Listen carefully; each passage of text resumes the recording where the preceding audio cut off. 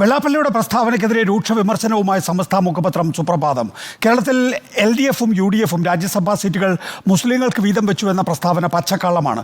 ഈഴവർക്ക് അവകാശപ്പെട്ട പദവികളോ അവസരങ്ങളോ മുസ്ലിങ്ങൾ തട്ടിയെടുത്തു എന്ന പറച്ചിലിൽ വല്ല വാസ്തവമുണ്ടെങ്കിൽ വെള്ളാപ്പള്ളി തെളിയിക്കണം. അപരമത വിദ്വേഷം പടർത്തുന്ന ഒരാൾ എങ്ങനെയാണ് നവോത്ഥാന സമിതി ചെയർമാൻ സ്ഥാനത്ത് തുടർന്നത് എന്നും സമസ്ത വിമർശിക്കുന്നു. സാനിയോ മനോമി, സാനിയോ, എന്താണ് സുപ്രഭാത മുഖപ്രസംഗത്തിൽ പറയുന്ന മറ്റു കാര്യങ്ങൾ?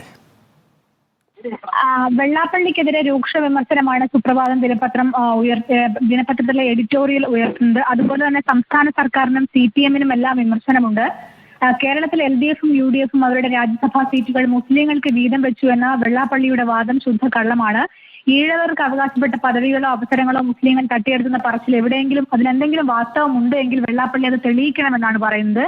കൂടാതെ ജനസംഖ്യാനുപാതം നോക്കിയാൽ പോലും ഇക്കാലം അത്രയും ഈഴവരെ പോലെ മുസ്ലിങ്ങളും വിവേചനം നേരിടുകയാണെന്നും സുപ്രഭാത മുഖപത്രം പറയുന്നു. ഈ മന്ത്രിസഭയിലെ പകുതിയോളം പേർ സവർണ സമുദായത്തിൽ നിന്നായിട്ടും അതിൽ വെള്ളാപ്പള്ളിക്ക് യാതൊരു പ്രശ്നവുമില്ല എന്നാണ് പറയുന്നത്.